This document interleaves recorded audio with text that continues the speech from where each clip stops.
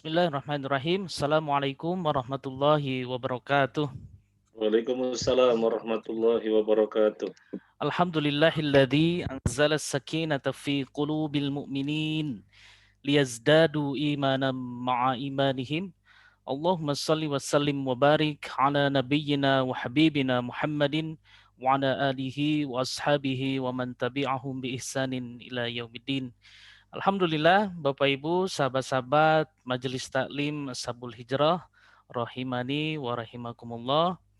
Kita tentu bersyukur kehadirat Allah Subhanahu wa taala yang alhamdulillah di malam ini kita akan belajar bersama tentunya mengkaji satu kitab tauhid yang sangat penting sekali, dan kita juga sangat bersyukur sekali di tengah-tengah kita semua sudah hadir guru kita Ustadz Muhammad Nur Yasin, si hafizahullah taala, dan semoga Ustadz dan keluarga pada kesempatan kali ini yang sedang diuji oleh Allah selalu diberikan kesehatan, Ustadz. Amin, amin, amin wa iyyakum. Ya, perlu juga diketahui oleh sahabat-sahabat sekalian, beliau guru kita Ustadz Muhammad Nur Yasin juga sebagai founder di Nidaul Fitrah di Sidoarjo. Kemudian beliau juga aktif mengajar di beberapa kajian-kajian yang di seputar Surabaya dan Sidoarjo, juga aktif di media sosial beliau ya, ada di Anida TV, kemudian di YouTube, semuanya bisa disimak kajian-kajian beliau oleh Bapak Ibu, sahabat-sahabat sekalian, sehingga menambah referensi keilmuan ilmiah Islam kita. Baik, kita mulai Ustadz, sudah siap Baik, insya Allah? baik, baik, insyaallah. Baik, ya, Fadol Ustadz. Jazakallahu khairan. Assalamualaikum warahmatullahi wabarakatuh. Waalaikumsalam warahmatullahi wabarakatuh. Bismillahirrahmanirrahim. Alhamdulillahi rabbil alamin. Wa bihi nasta'inu ala umuri dunya waddin. Wassalatu wassalamu ala asyrafil anbiya'i wal mursalin. Wa ala alihi wa ashabihi ajma'in. Wala hawla wala quwata illa billahil aliyyil azim. Wala hawla wala quwata illa billahil aliyyil azim. Wala hawla wala quwata illa billahil aliyyil azim. Bapak-bapak, ibu-ibu, ma'asyiral muslimin rahimani wa rahimakumullah. Kita bersyukur kepada Allah Azza wa Jalla yang memberikan kita nikmat taufik, sehingga dengan nikmat yang sangat besar ini, yaitu nikmat taufik, kita berusaha menjadi kayis. Nabi menjelaskan al-kayyisu man dana nafsahu wa amila lima ba'dal maut. Kayis adalah orang yang senantiasa menundukkan hawa nafsunya dan senantiasa mempersiapkan diri untuk bekal setelah kematiannya. Dengan menjadi kayis, insya Allah kita menjadi orang yang senang kepada ketaatan, senang kepada bentuk-bentuk kebaikan, dan tidak bosan menjadi orang baik. Senantiasa merapat kepada bentuk ketaatan dan kebaikan. Baiklah para sahabat hijrah, itu namanya ya? Nah Ustadz, Sahabat, ya sahabat boleh, hijrah. ya insya Allah. Eh, Doakan eh, Ustadz semoga istiqomah berhijrah Ustadz ya. Masya Allah, amin, amin. Para sahabat hijrah, rahimani wa rahimakumullah, pada malam hari ini kita akan sama-sama mengkaji sebuah kitab yang sangat luar biasa sekali, Masya Allah, karena kitab ini ditulis sekitar tahun 1200-an Hijriah kurang lebih, dan sekarang tahun 1400-an, jadi sekitar 2 abad yang lalu, dan kitab ini dikaji oleh kaum muslimin di muka bumi, dan kita bersyukur termasuk yang mendapatkan kesempatan untuk mengkaji kitab ini. Mungkin bisa dibantu Ahramdani ditampilkan di slide-nya, sehingga para sahabat kita bisa mengikutinya dengan lebih maksimal. Mulai dari Kita bab 1 Ustaz? dari bab 1, Ya, baik. ya. Kita tauhid.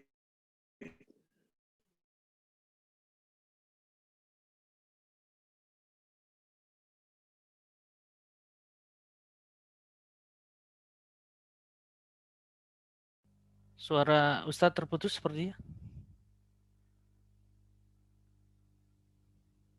Akhi Ramdhani. Suara Ustadz Tauhid, sempat terputus, maaf. Maaf Ustadz. ya baik, Ya, sudah jelas kembali, sudah alhamdulillah. jelas, nggih. Nah, ini slide yang bisa kita lihat bersama, ini adalah konten dari kitab kita. Kalau Bapak Ibu semuanya di rumah ada kitab, maka lebih bisa mengikutinya lagi. Barangkali belum ada kitabnya, maka bisa mengikuti apa yang ditampilkan oleh Akhi Ramdhani. Kita melihat bab yang pertama, Tauhid, hakikat dan kedudukannya. Kita sering mendengar istilah Tauhid. Tauhid, Tauhid, Tauhid, Tauhid. Sering kita dengar istilah ini. Tauhid itu apa? Kita lihat sisi bahasa terlebih dahulu. Dia berasal dari kata wahada yuwahidu tauhidan. Kalau ikhwah jamaah semuanya ada di antara yang pernah mengkaji sorof, ya, di antara Bapak, Ibu, jamaah semuanya ada yang pernah mengkaji sorof, tentunya bisa sangat gampang mengetahui makna secara bahasa. Wahada yuwahidu tauhidan, tauhidatan, tauhadan, tihadan, muwahhadan, fahuwa muwahhidun, wadaka muwahhadun, wahid, dan seterusnya. Artinya adalah mengesakan secara bahasa. Artinya adalah mengesakan. Adapun secara syariat, tauhid berarti kita mengesakan Allah di dalam 3 perkara. Kita mengesakan Allah di dalam 3 perkara. Yang pertama, di dalam rububiyah, di dalam ketuhanan. Kita menyatakan Tuhan hanyalah satu, itu Allah. Jadi kita mengesakan Allah sebagai Tuhan. Nggak ada yang lainnya. Nggak ada yang lainnya. Ini namanya rububiyah. Kalau kita ditanya, siapa yang menciptakan, siapa yang memelihara, siapa yang memusnahkan? Allah. Siapa yang menciptakan manusia, siapa yang menciptakan langit, siapa yang menciptakan bumi, siapa yang menciptakan pepohonan, siapa menciptakan air, siapa menciptakan angin? Jawabannya adalah Allah. Siapa yang mematikan orang, yang menjadikan orang sakit, yang menjadikan ada virus corona, yang menjadikan orang sembuh? Allah. Siapa yang menerbitkan matahari dari barat, kemudian membenamkannya, siapa yang menerbitkan matahari di timur, kemudian membenamkannya di barat? Siapa yang menjadikan wanita mengandung janin, kemudian lahir, dan anak tumbuh sampai gede, sampai tua? Siapa yang berbuat semuanya itu? Allah. Jadi, kalau ditanya terkait dengan penciptaan, pemeliharaan, pemusnahan, maka jawabannya adalah Allah. Berarti dia mentauhidkan Allah sisi rububiyah. Mentauhidkan Allah, menyatakan Allah sebagai satu-satunya Tuhan, sisi rububiyah. Yang kedua, sisi uluhiyah. Sisi uluhiyah. Uluhiyah ini merupakan konsekuensi dari rububiyah. Pada tauhid rububiyah, kita telah menyatakan Allah lah satu-satunya Tuhan. Dia yang berbuat apapun, dia yang memelihara apapun, dia yang memusnahkan apapun, gak ada selainnya. Nah, konsekuensinya adalah kita harus mentauhidkannya secara uluhiyah.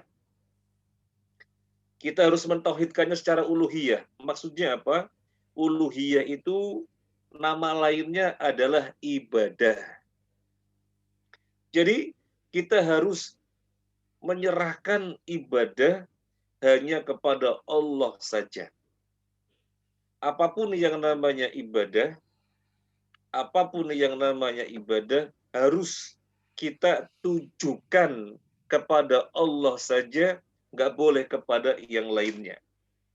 Gak boleh kepada yang lainnya. Kenapa demikian? Karena kita telah menyatakan Allah adalah satu-satunya Tuhan. Berarti yang berhak diibadahi adalah Allah. Satu-satunya. Tidak ada yang lainnya. Jadi sekali lagi, tauhid uluhiyah merupakan konsekuensi dari tauhid rububiyah. Sekedar melakukan pendekatan biar mudah dipahami. Misalnya ada seorang pembantu rumah tangga, mohon maaf sekedar contoh, seorang pembantu rumah tangga, dia ditanya, siapa majikanmu? Pak Ali misalnya. Yang memberi kamu gaji siapa? Pak Ali. Kalau kamu sakit yang memperhatikan siapa? Pak Ali. Terus kalau misalnya ada masalah-masalah, biasanya siapa yang peduli, kemudian membantu menolong? Pak Ali. Kemudian kalau misalnya kamu bekerja lebih, sehingga mesti ada insentif, siapa memberikan insentif? Pak Ali. Jadi semuanya dijawab Pak Ali. Dia menyadari betul Pak Ali adalah majikannya. Maka konsekuensinya, dia harus bekerja sebaik-baiknya untuk Pak Ali sebagai majikannya. Kalau pembantu rumah tangga ini bekerja untuk orang lain, apa kita katakan? Apa kita katakan untuk pembantu ini? Kita akan mengatakannya kurang ajar. Oleh karena itu, ketika kita sudah bertauhid rububiyah, menyatakan Allah satu-satunya Tuhan, konsekuensi adalah uluhiyah. Ibadah apapun yang merupakan bentuk peribadahan harus hanya ditujukan kepada Allah saja. Kemudian tauhid sisi yang ketiga, namanya tauhid asma was sifat. Tauhid asma was sifat. Mentauhidkan Allah di dalam masalah nama dan sifat. Bahwasanya Allah lah satu-satunya zat yang memiliki nama sekaligus merupakan sifatnya. Namanya tauhidul asma was sifat. Allah lah satu-satunya zat yang memiliki nama sekaligus merupakan sifatnya. Kalau kita lihat manusia punya nama apa tidak? Manusia punya nama. Manusia punya nama. Apa nama tersebut maknanya otomatis mengandung sifatnya? Enggak. Ada orang namanya Bejo. Bejo itu artinya untung. Apakah orang ini otomatis bersifat untung? Enggak. Kemarin dia dagang rugi. Nah, jadi dia memiliki nama yang bagus. Nama ini mengandung makna, tapi maknanya tidak otomatis merupakan sifatnya, tidak otomatis. Ada orang namanya Selamat. Selamat artinya apa? Selamat. Apa otomatis merupakan sifatnya? Enggak. Kemarin dia jalan ke Sandung kok. Jadi dia memiliki nama yang mengandung makna, tapi maknanya tidak otomatis merupakan sifatnya. Hanya Allah saja yang memiliki nama dan otomatis merupakan sifatnya. Belum lagi Allah memiliki sifat-sifat secara tersendiri yang di luar kandungan maknanya, dan hanya Allah sendiri yang memiliki sifat-sifat tersebut dengan segala kesempurnaannya. Adapun manusia tidak. Bisa saja manusia memiliki sifat yang penyebutannya sama dengan Allah. Allah memiliki sifat hidup, manusia juga hidup. Apakah hidupnya manusia sama dengan hidupnya Allah? Hidupnya Allah sama dengan hidupnya manusia? Allah memiliki sifat hidup dengan segala kesempurnaannya, sehingga tidak menempel pada sifat hidup, tidur, ngantuk, dan yang lainnya. Adapun manusia hidup, tapi menempel padanya kekurangan-kekurangan. Hidupnya dikurangi dengan ngantuk, hidupnya dikurangi dengan tidur. hidupnya dikurangi dengan letih, dengan lemas. Adapun hidupnya Allah dengan segala sifat kesempurnaannya. Baik, jadi yang dimaksud tauhid sisi syar'i, kita mengesahkan Allah dalam 3 macam. Tauhid rububiyah, tauhid uluhiyah, tauhid asma wa sifat. Kemudian para jamaah sahabat hijrah rahimani wa rahimakumullah, kalau misalnya kita ditanya, apakah setiap orang yang mengakui Allah itu sebagai Tuhan pasti muslim? Misalnya ada orang nih, ente siapa Tuhannya? Allah. Yang menghidupkan ente siapa? Allah. Yang mematikan ente siapa? Allah. Yang beri rezeki ente siapa? Allah. Yang menjadikan ente sembuh siapa? Allah. Yang menjadikan ente sakit siapa? Allah. Jawabannya adalah Allah, karena dia meyakini Allah adalah Tuhan. Pertanyaan, apakah otomatis dia disebut Muslim? Apakah orang yang meyakini, berikrar bahwasanya Allah satu-satunya Tuhan itu otomatis disebut Muslim? Jawabannya tidak otomatis. Jawabannya tidak otomatis. Di dalam Al-Quran banyak disebutkan. Wala in sa'altahum man khalaqas samawati wal arda la yaqulunna Allah.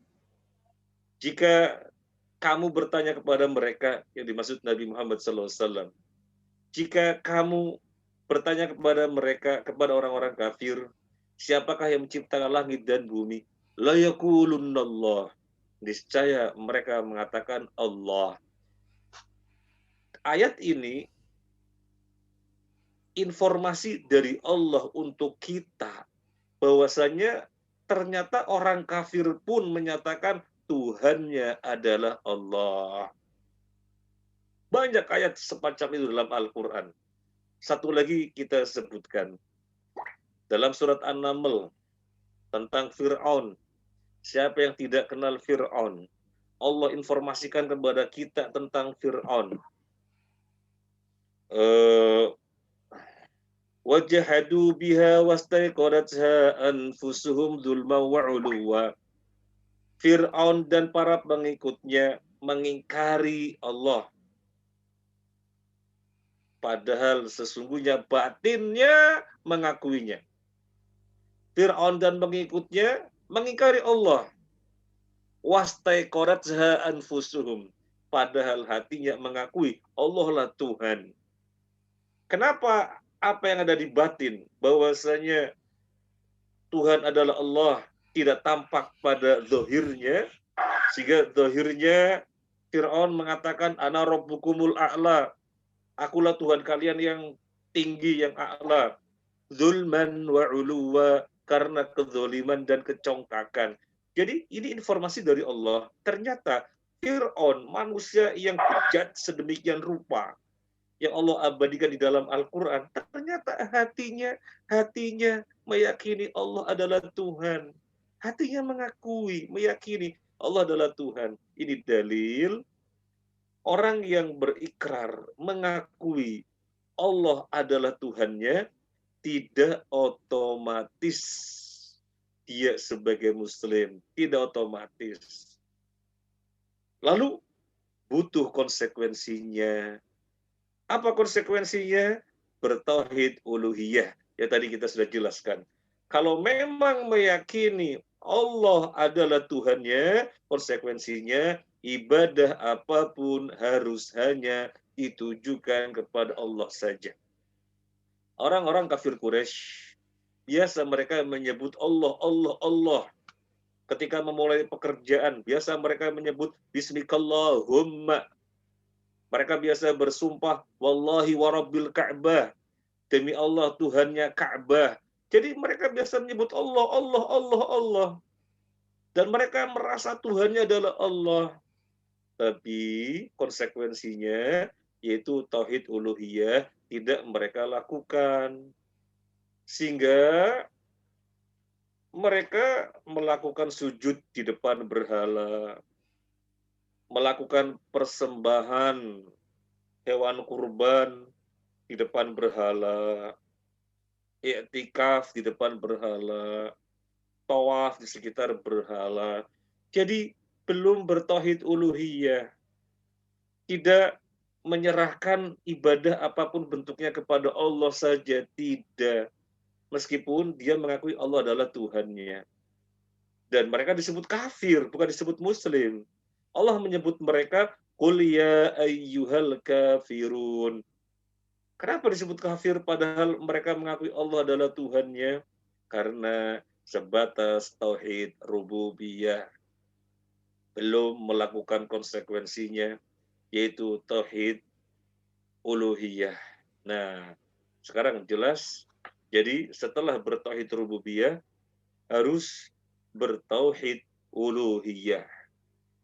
Pertanyaan berikutnya, kalau orang sudah bertauhid rububiyah, kemudian dia pun melakukan konsekuensinya, tauhid uluhiyah, apakah sudah cukup?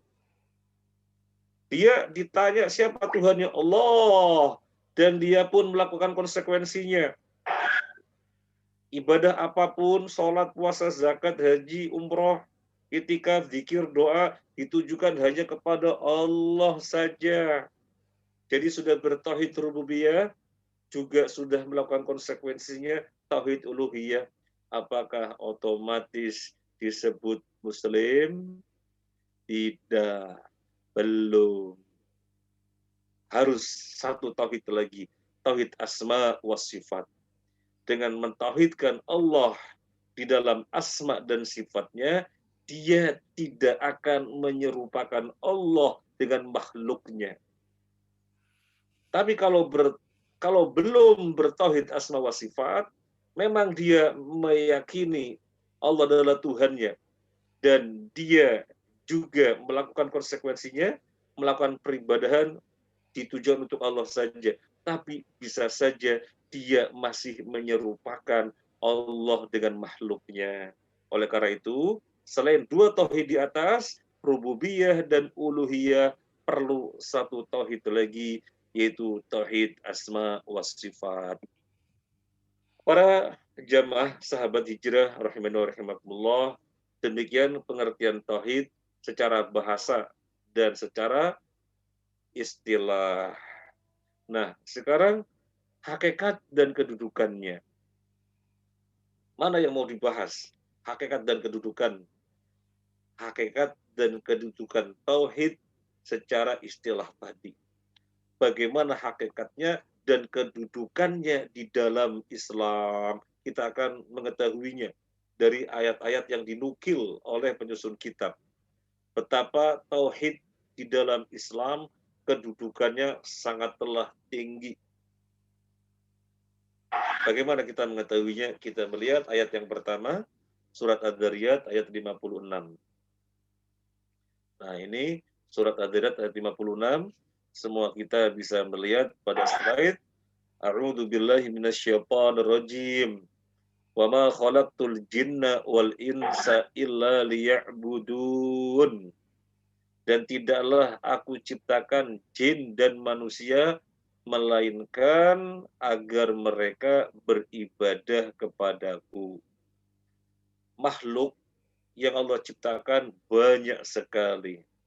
Ada bebatuan, ada air, ada daratan, ada lautan, ada pepohonan, ada binatang, ada angin, matahari, bulan, dan bintang-bintang yang lainnya. Dan yang tidak kita ketahui, makhluk Allah sangat banyak sekali. Termasuk bagian dari makhluk Allah, ada yang namanya jin, dan ada yang namanya manusia. Makhluk Allah yang sangat banyak, yang semuanya Allah ciptakan, hanya ada dua macam makhluk yang mendapatkan taklif syar'i. Hanya ada dua macam makhluk yang mendapatkan beban syariat, yang kalau dia mematuhinya dapat pahala, nantinya dimasukkan ke surga. Yang kalau dia tidak mematuhinya, dia mendapatkan dosa dan jalannya ke neraka. Hanya dua makhluk saja yang mendapatkan taklif syar'i, jin dan manusia. kambing, sapi, kerbau, onta, ayam. Nggak ada istilah mendapatkan dosa dan pahala. Nggak ada. Yang namanya matahari, bulan, pepohonan, angin, air, bebatuan, nggak ada istilah mereka berbuat sesuatu dapat pahala nantinya surga, berbuat dosa nantinya neraka, nggak ada. Hanya dua macam makhluk saja, jin dan manusia.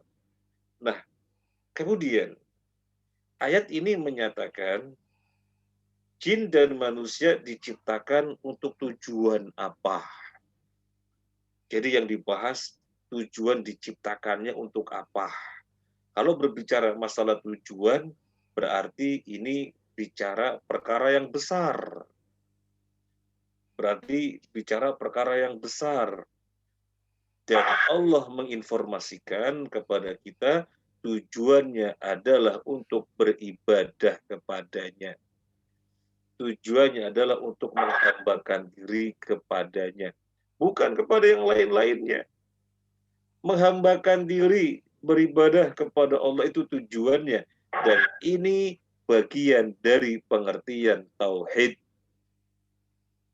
Dalam kata ringkasnya, berarti manusia dan jin diciptakan untuk mentauhidkan Allah. Maka jangan sampai bergeser dari tujuan ini, karena ini perkara besar. Tujuan itu perkara besar, jangan sampai bergeser. Kalau orang salah tujuan, ya menyimpang, tersesat. Misalnya mahasiswa. Mahasiswa apa? Kalau di sini di Surabaya, ada ITS, ada UNER, ada Stikom, ada Hang Tua dan yang lain-lainnya. Banyak sekali kampus-kampus. Datang dari Jakarta, datang dari Bandung, dari Sumatera. Untuk apa tujuannya ke kampus-kampus tersebut? Untuk apa? Jadi tujuan itu perkara yang besar. Kalau dia komitmen dengan tujuan awal datang dari berbagai daerah ke Surabaya ini, ke berbagai macam kampus tadi, maka lolos. S1, S2, atau S3, lolos. Sesuai dengan tujuan dia berangkat. Tapi kalau kemudian lepas dari tujuannya, ya dia gagal. Menjadi orang yang tersesat. Menjadi orang yang tidak sukses. Dia menjadi MA, mahasiswa abadi. Waliyahudzubillah, gak lulus-lulus, jadinya MA, mahasiswa abadi. Gara-garanya apa? Gara-garanya tidak memperhatikan tujuan.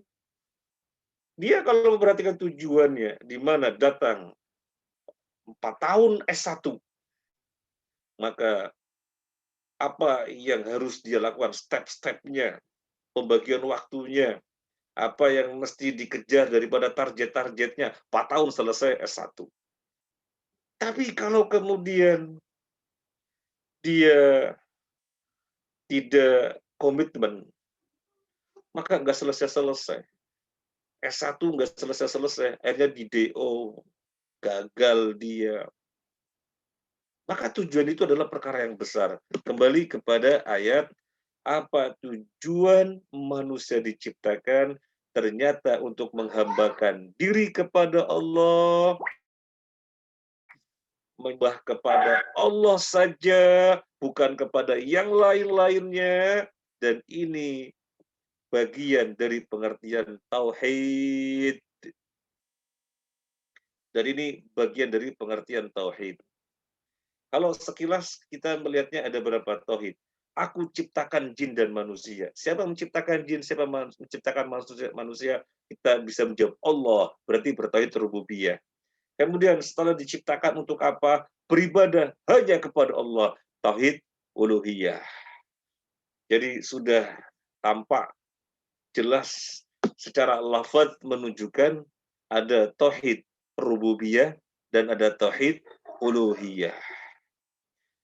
Nanti kemudian dibahas ibadah itu apa saja, macam-macam gitu ya. Ibadah itu macam-macam. Ini pembahasan yang sangat panjang.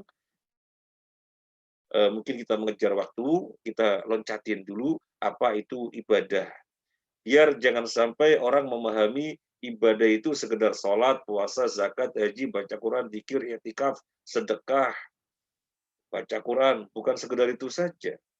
Tapi ada yang lain-lainnya yang merupakan kategori ibadah seperti khauf, takut, roja, berharap, kemudian eh, rohbah dan rohbah, isti'anah, istighatsah, isti'adah, semuanya adalah ibadah.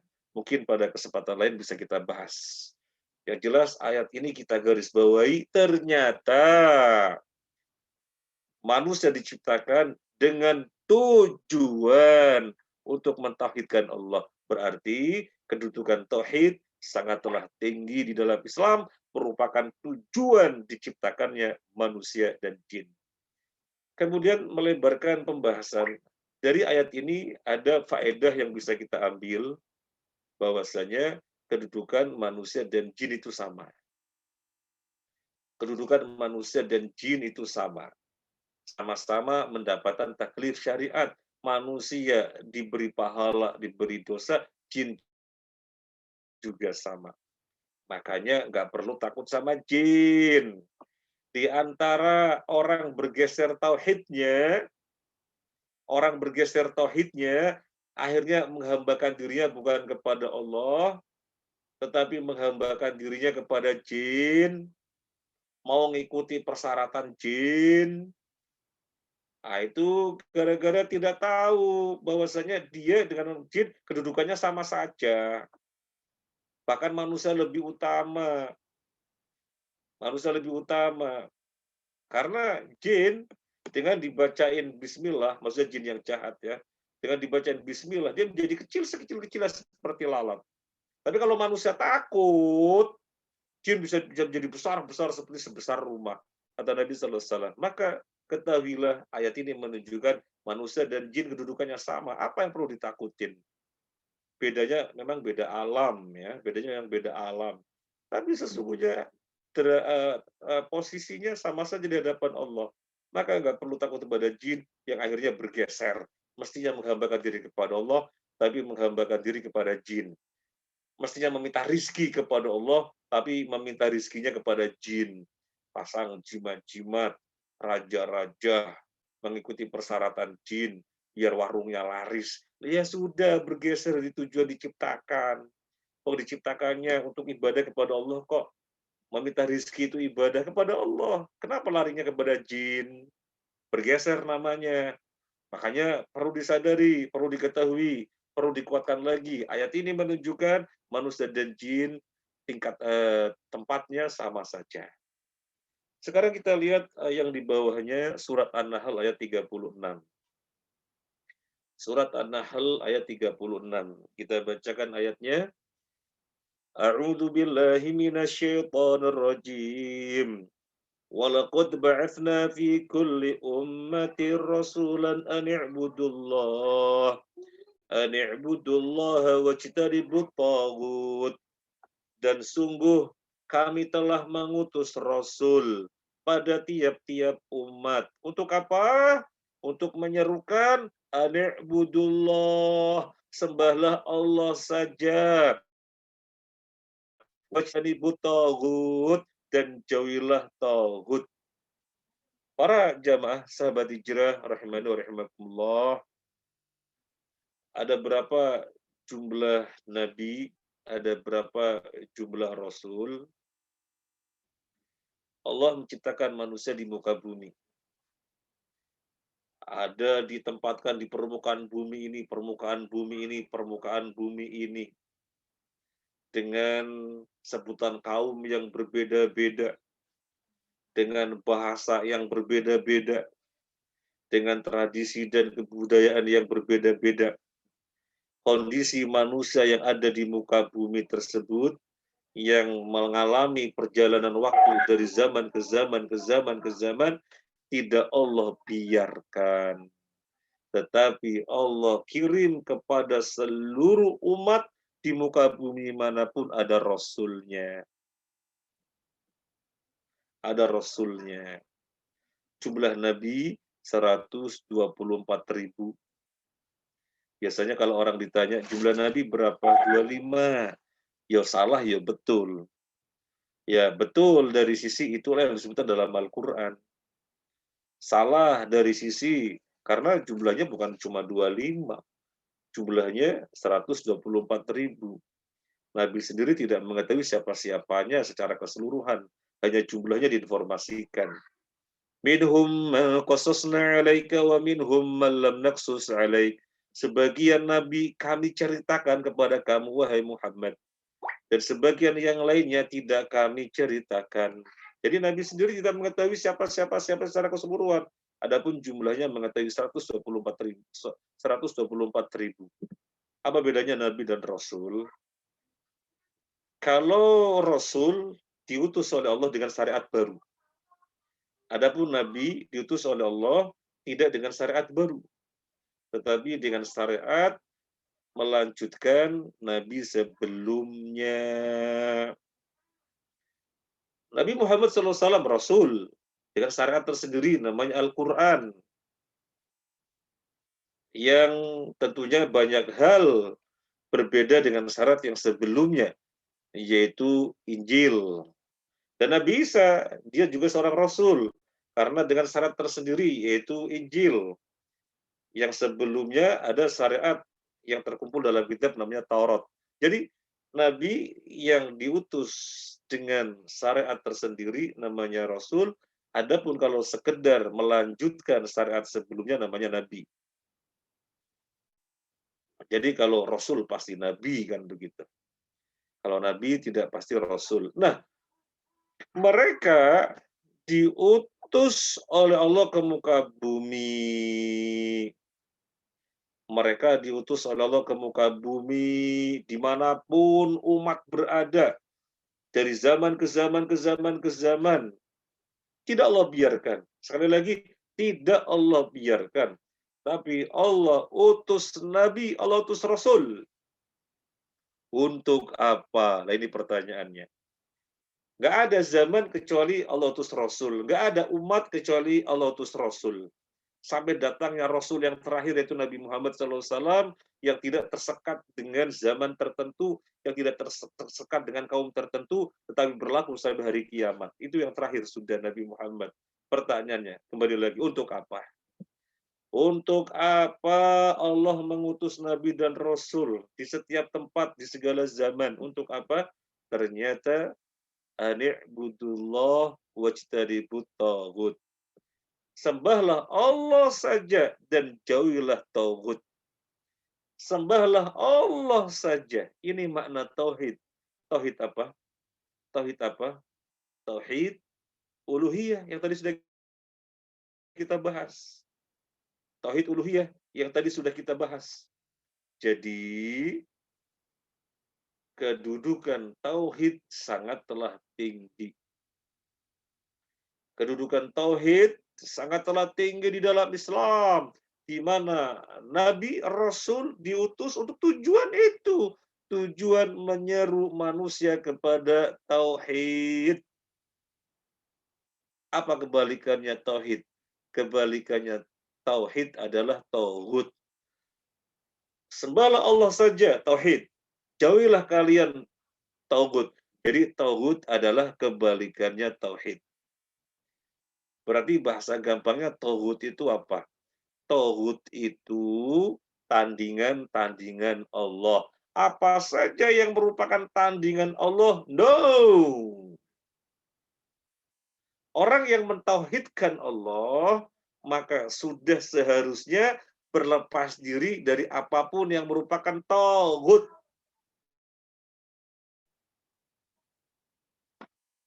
Kita mentauhidkan Allah, ya, tiga-tiganya.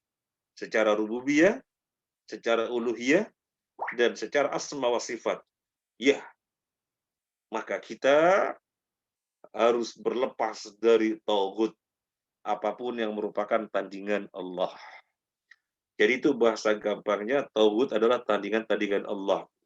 Kalau secara definisi, kita akan menukil pengertian tauhid berdasarkan pengertian yang telah dijelaskan oleh Imam Ibnul Qayyim. Ya. oleh Imam Ibnul Qayyim. Imam Ibnul Qayyim mengatakan, tauhid adalah ma tajawaza bihil abdu haddahu min matbu'in au ma'budin au muta'in. Rupanya di sini ada terjemahannya. Tauhid ialah setiap yang diagungkan selain Allah, dengan disembah, dengan ditaati, dengan ditaati atau diikutin, dipatuhi. Baik yang diagungkan itu berupa batu, manusia ataupun setan. Nah, ini sudah disebutkan di dalam buku pengertian tauhid. Pengertian ini adalah pengertian yang disampaikan oleh Imam Ibnul Qayyim. Ma tajawaza bil abdu haddahu bin matsbu'in au ma'budin au muta'in. Setiap yang diagungkan selain Allah dengan cara disembah, atau dengan cara ditaati, atau dengan cara dipatuhi, baik yang diagungkan itu berupa batu, manusia atau setan, maka semuanya adalah tauhid, semua adalah tandingan-tandingan Allah. Kita harus mengingkarinya, kita harus membencinya, kita harus berlepas diri dari semuanya itu. Sekarang kita lihat contoh ma'bud yang disembah selain Allah. Apa ma'bud yang disembah selain Allah? Patung-patung, batu-batu, petekong, dan yang lain-lainnya yang merupakan ma'bud, yang merupakan disembah. Kemudian matsbur, yang diikutin. Jadi diikutin ketentuannya. Apa contohnya? Contohnya adalah dukun, tukang sihir, dan ulama-ulama yang buruk, ulama-ulama yang jelek, ulama-ulama yang mengajak kepada menyelisih syariat, ulama-ulama yang mengajak kepada kesyirikan, ulama-ulama yang mengajak kepada pengingkaran syariat. Itu namanya tauhid juga. Dari sisi apa? Dari sisi ditaatin, ya. Dari sisi diikutin, ya. Dari sisi diikutin, matbur, dari sisi diikutin. Kemudian yang mutor, dari sisi yang ditaatin. Apa contohnya? Dari sisi yang ditaatin. Wal mutar, mithlu al umara, al kharijin an ta'atillah. Faida ittakhadhahum al-insan arbaban yuhillu ma harramallah min ajli tahlilihim lahu wa yuharrimu ma ahallallah min ajli tahrimihim lahu fa ulai tawaghid. Jadi penguasa-penguasa yang mereka menetapkan suatu perubahan hukum yang Allah halalkan, mereka haramkan. Yang Allah haramkan, mereka halalkan. Kemudian penguasa-penguasa atau orang-orang ini, atau tokoh-tokoh ini, atau siapapun, dia dipatuhi. Berarti menjadikan mereka sebagai sesembahan selain Allah. Menjadikan mereka sebagai sesembahan selain Allah. Disebutkan riwayat tentang Adi bin Hatim radhiyallahu an. Adi bin Hatim ini awalnya Nasrani. Nabi SAW membacakan ayat Al-Quran. Ittakhadu ahbarahum, dalam Al-Quran bagaimana itu?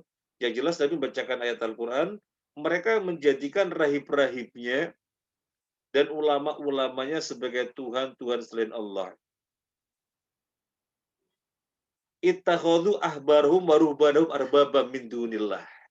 Mereka orang-orang Nasrani menjadikan para ulama-ulamanya dan ahli-ahli ibadahnya sebagai Tuhan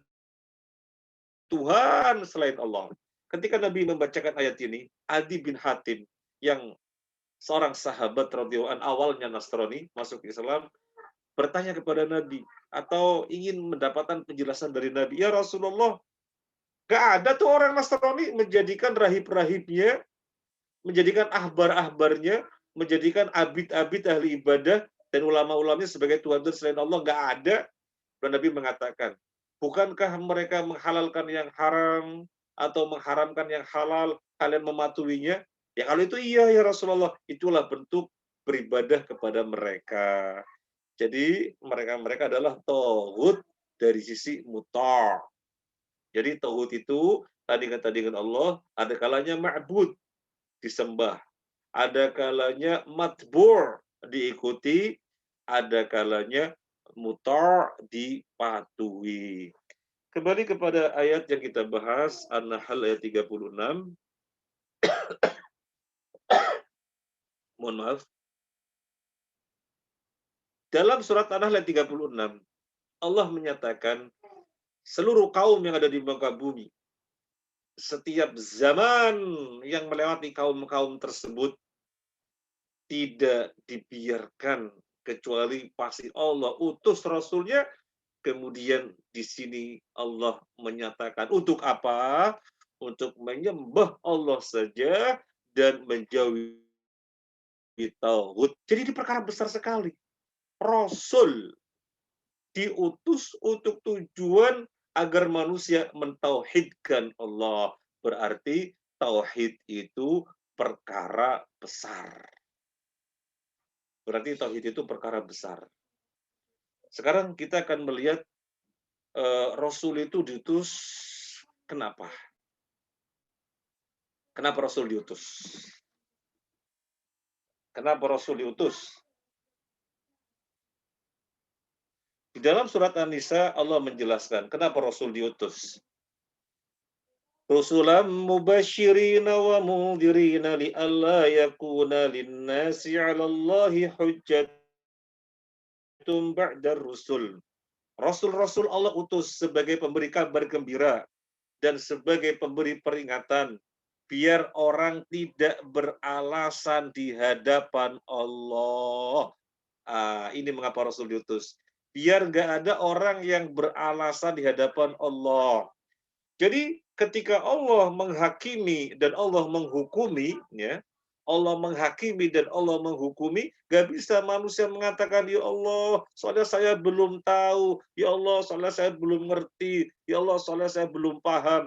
Gak ada semacam itu di hadapan Allah. Sudah iqamatul hujjah, sudah jelas urusannya dengan diutusnya Rasul. Sudah jelas urusannya dengan diutusnya Rasul. Jadi diutusnya Rasul mengapa? Biar nggak ada orang beralasan di hadapan Allah. Nah, itu mengapa Rasul diutus? Ternyata dengan tujuan agar menyembah Allah saja dan menghindari tauhid, maka di hadapan Allah nanti orang yang berbuat syirik nggak bisa kemudian meminta maaf, beralasan soalnya belum ngerti, soalnya belum paham. Oh, nggak bisa.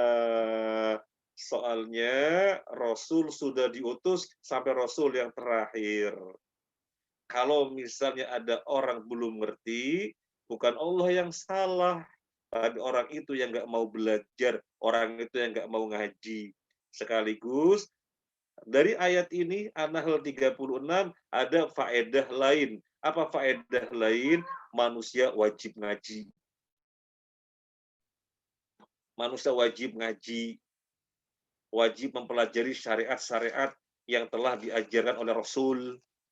Soalnya di hadapan Allah manusia nggak bisa beralasan,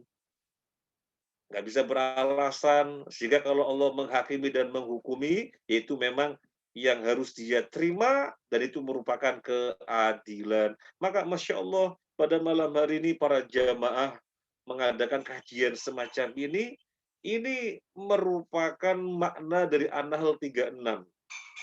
Bahwasanya di hadapan Allah nggak bisa beralasan lagi. Sudah final, diutusnya para Rasul, sampai Rasul yang terakhir. Maka nggak bisa beralasan. Nah, dan salah satu yang Rasul sampaikan adalah masalah tauhid. Berarti tauhid adalah perkara yang posisinya sangat tinggi sekali, yang merupakan tujuan diutusnya para Rasul. Nah, Para jamaah, sekarang kita melihat ayat yang berikutnya di slide. Kalau ada yang punya buku, Masya Allah bisa lebih mengikuti. Sekarang dinukilkan surat Al-Isra ayat 23 sampai 24. Ayat 23 sampai ayat 24. Kita baca ayatnya. A'udzu billahi minasyaitonir rajim. Wa qadha rabbuka alla ta'budu illa iyyahu wa bil walidayni ihsana. Imma yablughanna 'indakal kibara ahaduhuma aw kilahuma fala taqul lahumā uffin wa la tanharhumā wa qul lahumā qawlan karīmā. واخفض لهما جناح الذل من الرحمة وقل رب ارحمهما كما ربياني صغيرا. Para jamaah sahabat hijrah rahimani wa rahimakumullah, kita lihat sampai waqaf yang pertama. Wa qadha rabbuka alla ta'budu illa iyyah wa bil walidaini ihsana. Dan Tuhanmu telah qadha, telah memerintahkan agar jangan kalian menyembah kecuali Dia saja, dan agar kalian berbakti kepada ibu bapak kalian dengan sebaik-baiknya bakti. Sampai sini dulu kita baca. Qadha. Qadha. Jadi di dalam Al-Quran disebutkan qadha. Mungkin kembali lihat kepada ayatnya, Akhir Ramdhani, lihat kepada ayatnya. Nah, wa qadha, kelihatan? Wa qadha. Qadha artinya menetapkan. Ini sebuah ketetapan. Bahasa kita sudah ketok palu, tok, tok. Nah, itu bahasa kita. Sudah ketok palu, tok, tok. Allah menetapkan. Apa yang Allah tetapkan? Jangan menyembah kecuali Allah saja. Kemudian yang kedua, berbaktilah kepada ibu bapak kalian. Qadha, memutuskan, menetapkan, atau di sini diterjemahkan memerintahkan. Ada dua macam qadha. Qadha syar'iyyah dan qadha kauniyah. Qadha syar'iyyah dan qadha kauniyah.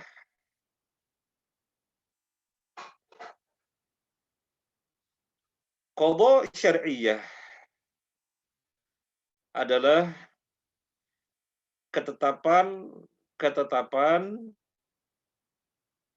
yang berdampak mendapatkan pahala atau mendapatkan dosa. Itu qadha syar'iyyah. Itu qadha syar'iyyah. Adapun qadha kauniyah adalah ketetapan yang terkait dengan sebab dan akibat atau hukum kausalitas. Itu qadha kauniyah. Qadha kauniyah. Contoh qadha kauniyah. Contoh qadha kauniyah. Allah sudah qadha menetapkan manusia kalau lapar butuh makan, kalau haus butuh minum. Matahari Allah tetapkan terbit dari timur, terbenam di barat. Orang kalau kena air, hujan. Itu namanya qadha kauniyah. Qadha kauniyah, yaitu ketetapan, keputusan atau perintah yang terkait dengan sebab akibat, hukum kausalitas. Nah, ada qadha syar'iyyah, yaitu ketetapan yang berdampak seseorang mendapatkan pahala atau dosa. Jadi qadha syar'iyah nggak mesti terjadi. Kalau qadha kauniyah pasti terjadi. Qadha syar'iyah, Allah qadha menetapkan, jangan zina. Ada saja orang berzina, akan begitu. Allah bilang, jangan mencuri. Ada saja orang mencuri. Allah bilang, waqimus shalah wa atuz zakah. Ada saja orang yang tidak sholat, ada saja orang yang tidak zakat.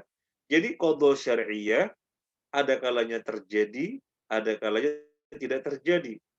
Dan qadha syar'iyah adalah perkara-perkara yang seluruhnya Allah ridhoi. Perkara-perkara yang seluruhnya Allah ridhoi. Makanya kalau dilakukan dapat pahala. Kalau dipenuhi, dipatuhi dapat pahala. Kalau tidak, dapat dosa. Itu qadha syar'iyah. Kalau qadha kauniyah, pasti terjadi. Yang namanya lapar, butuh makan.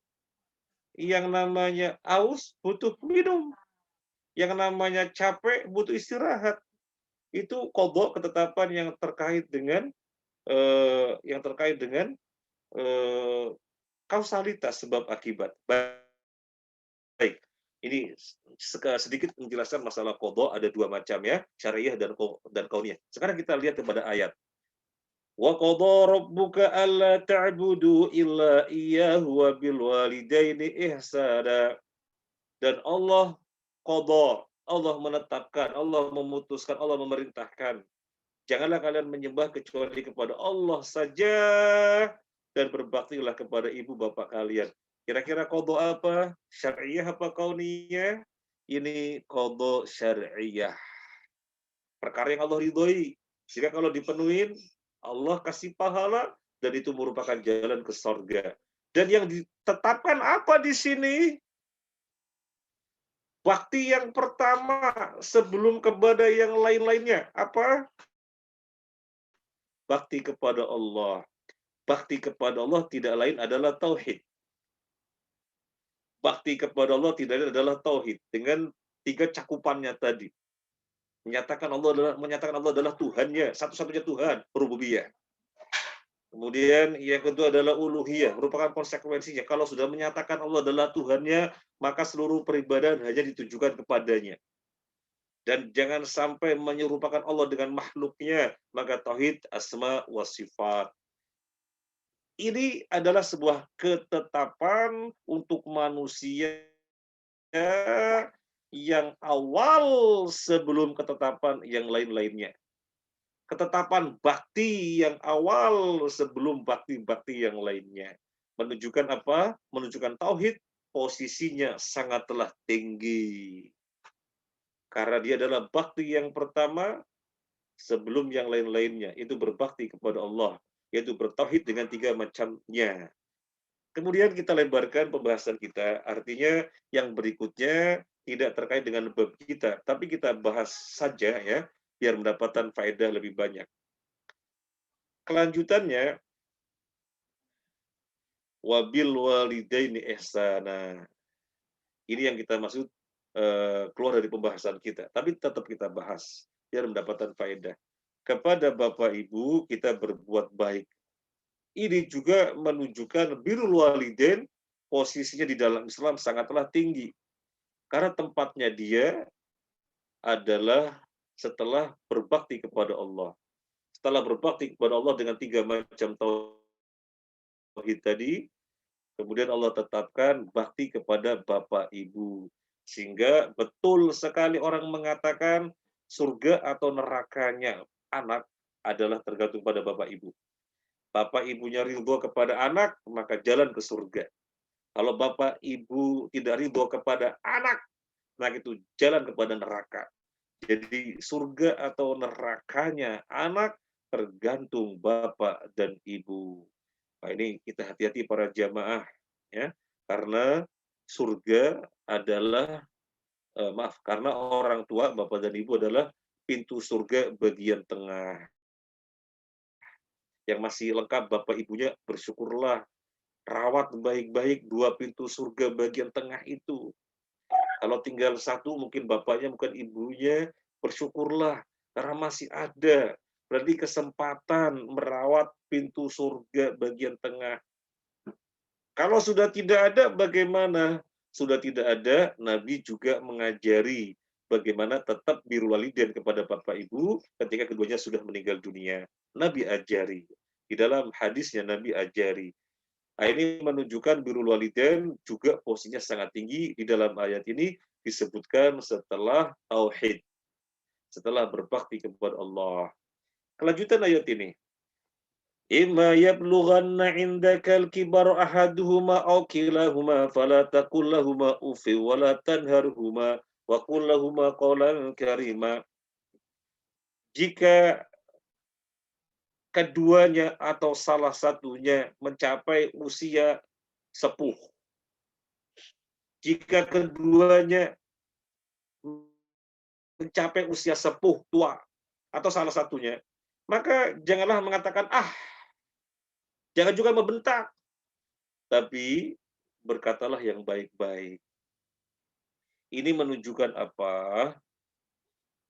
Termasuk durhaka kepada orang tua. Bahasa Arabnya uququl walidain. Ya, kalau berbakti birrul walidain. Kalau durhaka uququl walidain. Termasuk durhaka kepada orang tua itu adalah membantah, meskipun bantahannya dalam kadar yang sangat ringan. Ah bapak, ah ibu gimana sih? Membantah orang tua. Meskipun kadarnya ringan, Allah sudah mengkategorikan, Allah sudah memasukkan ke dalam kategori durhaka. Misalnya anaknya kuliah, dipanggil bapaknya, dipanggil mamanya. Ali, tolong ambilkan ini. Bapak ibu gimana sih? Nggak tahu, lagi sibuk tahu. Nah, itu sudah merupakan durhaka. Itu sudah merupakan durhaka. Mengatakan, ah bapak, ah ibu gimana sih? Itu sudah durhaka. Lalu bagaimana jika menyakitkan bapak ibu dengan sesuatu yang lebih dari itu? Mengatakan ah saja dikatakan durhaka. Apalagi lebih dari yang itu, yang lebih menyakitkan lagi. Kemudian pertanyaan yang berikutnya, apakah ayat ini dipahami tidak boleh membantah orang tua itu kalau orang tuanya sudah sepuh? Tidak boleh durhaka kepada bapak ibu itu kalau sudah sepuh.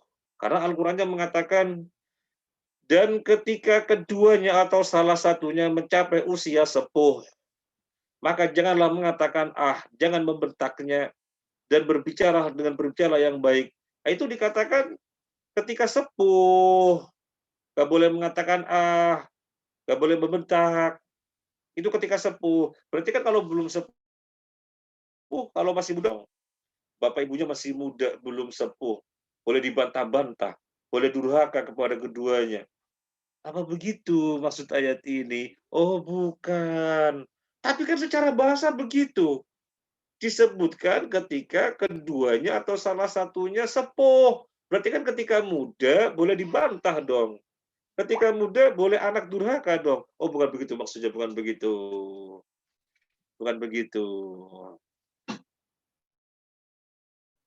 Ini bahasa Arab. Ini bahasa Arab. Dalam bahasa Indonesia sesungguhnya juga sama. Dalam bahasa Indonesia itu pengertiannya, lah, orang kalau sudah sepuh, ya, orang kalau sudah sepuh, biasanya bagaimana? Kan suka-suka nyebelin tuh. Karena kembali kayak anak-anak. Karakternya mulai kembali kayak pada anak-anak. Kemudian fisiknya, suruh diajak jalan lambat, bikin jengkel anak. Waduh, lambat banget. Waduh, selalu tertunda. Waduh, waduh. Apalagi tuh sudah tambah sepuh, mohon maaf ya, berak di situ, kencing di situ. Ini menjadikan anak sebel. Ini menjadikan anak sebel. Nah, makanya disebutkan secara umum, disebutkan secara umum bahwasanya yang suka-suka anak diuji kesabarannya itu adalah ketika orang tua menginjak usia dewasa, menginjak usia sepuh. Bukan berarti dipahami kalau masih muda boleh durhaka. Bahasa Indonesia larinya ke sana juga kok. Sama dalam bahasa Arab juga sama. Usia sepuh itu usia yang biasanya orang tua suka-suka bikin jengkel anaknya. Karena cara berpikirnya lamban, kalau bertanya diulang-ulang. Jadi gimana? Tolong ceritain. Anak cerita. Gimana ceritain? Oh, tadi udah ceritain diulang-ulang-ulang. Ya orang tua sudah mulai lambat pemahamannya. Minta dijelaskan, jelasan lagi. Kemudian fisiknya ketika diajak apa-apa lambat. Membuat anak sebel jengkel. Kemudian secara psikis ngiri kepada cucunya.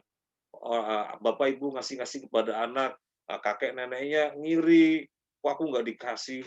Ngirian banget yang namanya anak secara psikis kembali seperti anak-anak. Ini kondisi yang umum seperti itu membuat anak-anak sebel.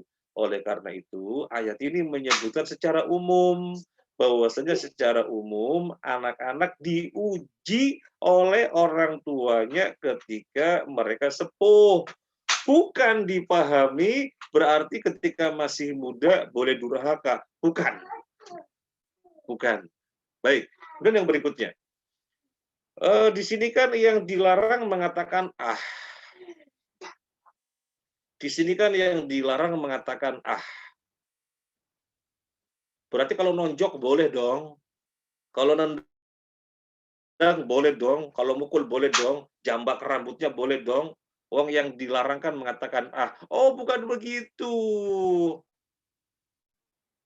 Ini bahasa Arab. Dan ternyata dalam bahasa Indonesia juga sama. Jangan bilang kepada orang tua ah ya.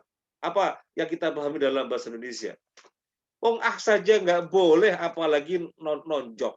Wong mengatakan ah, membantah yang paling ringan saja nggak boleh, apalagi nendang mukul. Itu dalam bahasa Indonesia sama. Dalam bahasa Arab namanya mafhum muwafaqah kalau dalam bahasa Arab. Kalau dalam bahasa Arab namanya mafhum muwafaqah. Ngatain ah saja nggak boleh, apalagi nonjok. Ngatain ah saja nggak boleh, apalagi mukul. Maka jangan sampai disalahpahami ayat ini. Kemudian kelanjutan ayat ini, wahfid lahuma janahadzuli minar rahmah. Kepada orang tua, anak harus menunjukkan merendahkan diri. Bagaimanapun.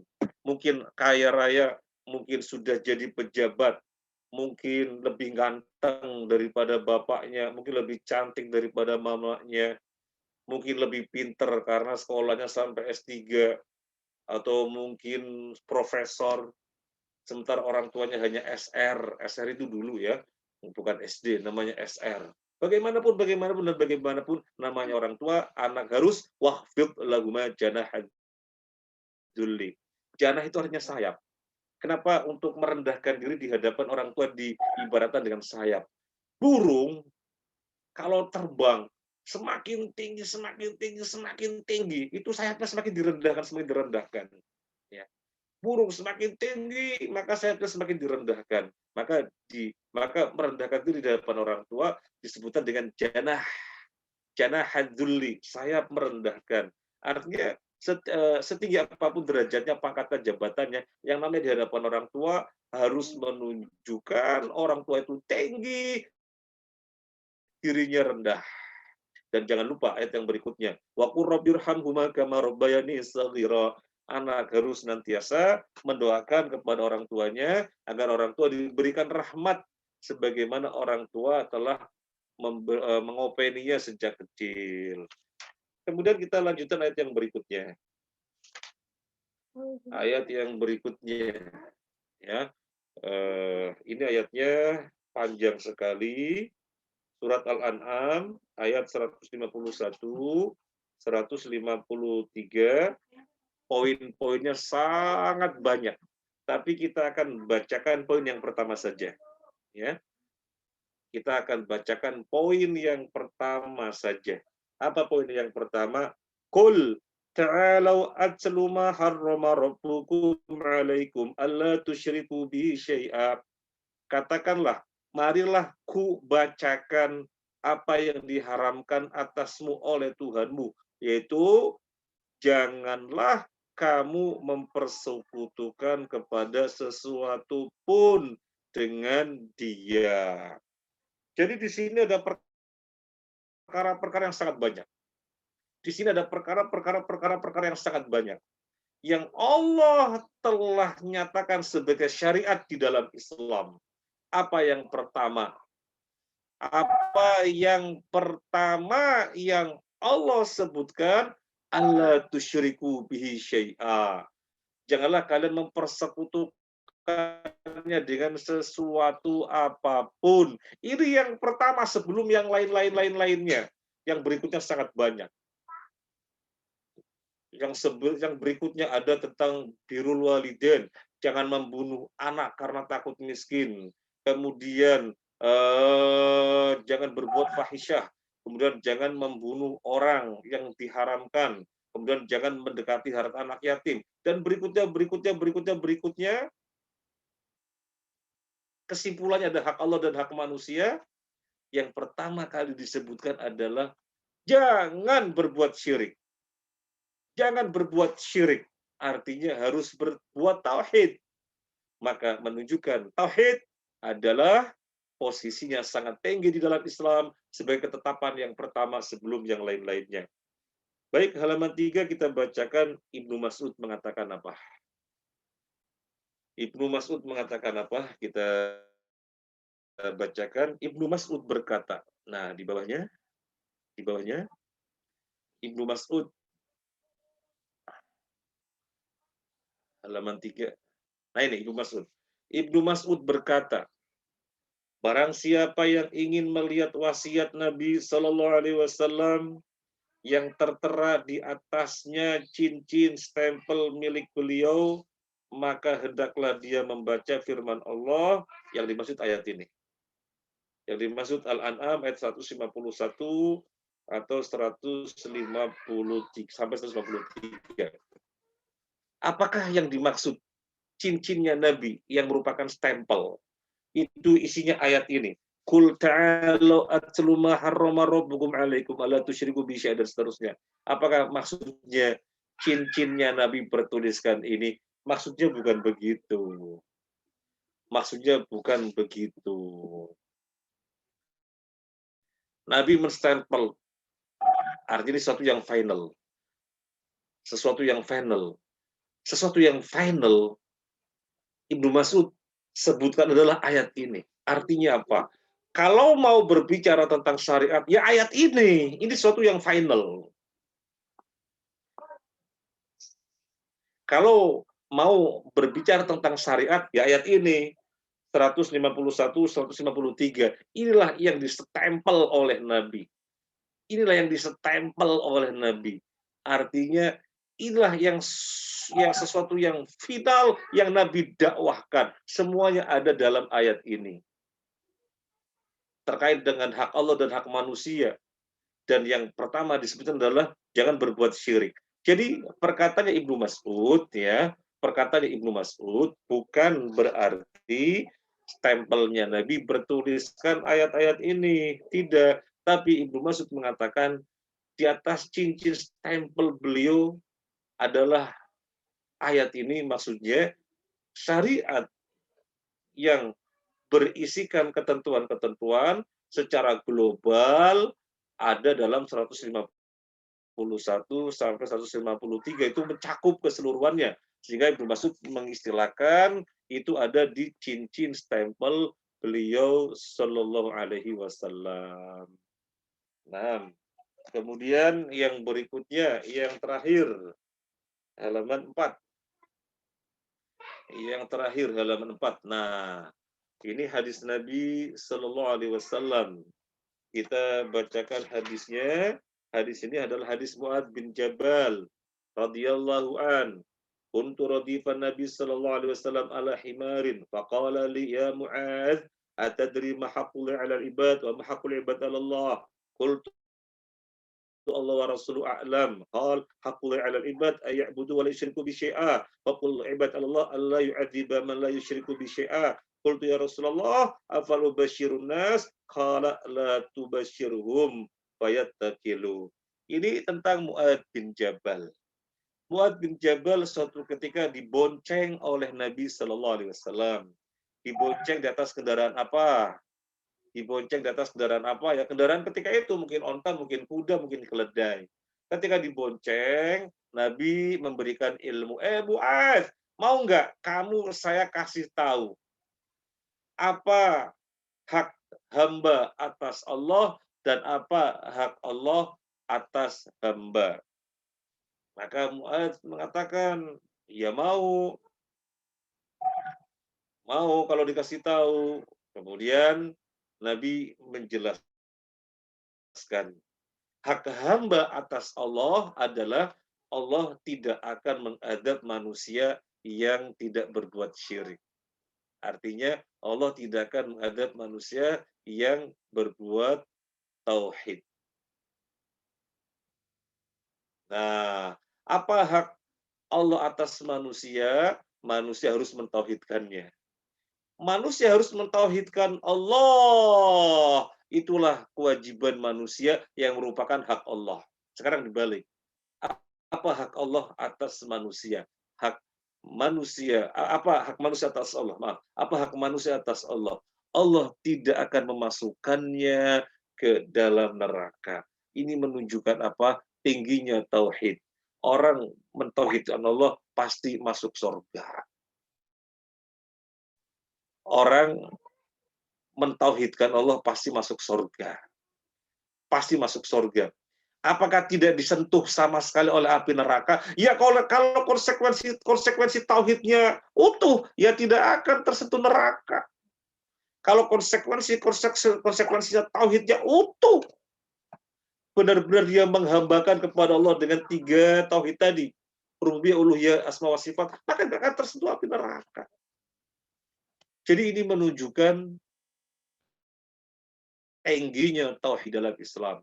Kemudian Mu'adz bin Jabal sangat tersentuh. Boleh ya Rasulullah saya beritakan hal ini kepada manusia? Nabi menjawab, jangan. Nanti manusia menyandarkan. Artinya apa? Oh, yang penting tauhid ya, nggak berbuat syirik.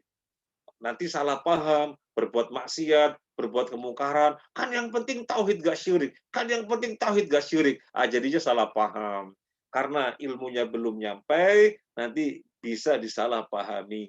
Sekaligus hadis ini, memang poin yang pertama yang sangat besar sekali adalah tauhid posisi sangat tinggi dalam. Dan yang lainnya, apa poin yang lainnya? Poin yang lainnya adalah menyampaikan ilmu bisa pilih-pilih manusia. Orang ini kiranya sudah saatnya disampaikan, maka sampaikan. Kalau orang yang lainnya kiranya belum saatnya disampaikan, maka ditunda. Kapan saatnya tepat untuk disampaikan. Di sini demikian. Mu'adz bin Jabal disampaikan oleh Nabi. Ketika Mu'adz bin Jabal bertanya, boleh saya sampaikan kepada orang lain? Nabi mengatakan jangan. Artinya bisa salah paham kalau mereka belum saatnya. Akhirnya ini yang bisa kita sampaikan ini agak terburu-buru yang terakhir-terakhir karena khawatir nggak kebahas semuanya. Karena kita menginginkan satu pertemuan harus satu judul. Satu pertemuan harus satu judul. Syukur-syukur bisa lebih demikian. Baik, Ahi Ramdhani, jazakallahu khairan. Saya sampaikan kepada Antum, Master of Ceremony, silakan. Masya Allah, Barakallah, Jazakallahu khairan Ustaz Amin. atas penjelasan bagi kita semua. Masya Allah, ini sangat fundamental sekali di dalam kehidupan beragama kita Ustaz ya. Nah, Di, Bapak Ibu rahimani wa rahimakumullah, sahabat-sahabat semua, kitab ini kalau kita lihat di daftar isi ada 67 bab. Jadi masih panjang perjalanan kita dan semoga juga Allah memberikan kesabaran kepada Ustadz untuk membimbing kami semua Ustadz sampai kita hatamkan kitab ini. Dan semoga apa yang kita upayakan dijadikan pemberat timbangan amal kebaikan dan tauhid dan akidah kita semakin kokoh Ustadz ya. Amin, amin. Baik Ustadz, nampaknya tidak ada sesi tanya jawab karena sudah cukup larut juga. Ini sudah ya, mungkin besok ada yang mau persiapan untuk sahur dan lain sebagainya. Ya. Untuk menutup majelis ini, Ustadz, jika ada sesuatu hal? Langsung saja dari Ya. Master of Ceremony. Nggih. Baik, langsung saja Bapak Ibu sekalian, kita tutup kajian kita di malam hari ini. Kita tutup bersama dengan doa kafaratun majelis. Subhanakallahumma wa Subhanakallahumma wa bihamdika bihamdika asyhadu asyhadu an an la la ilaha illa ilaha illa anta anta astaghfiruka wa atubu astaghfiruka wa ilaik. atubu ilaik. Assalamualaikum warahmatullahi wabarakatuh. Waalaikumsalam warahmatullahi wabarakatuh. Baik. Baik, saya Jazakumullahu permisi. khairan Bapak Ibu Amin amin. sekalian. Bayakum. Ya, Assalamualaikum semuanya. Waalaikumsalam warahmatullahi Waalaikumsalam. Jazakallah khair. Jazakumullah khairan katsiran.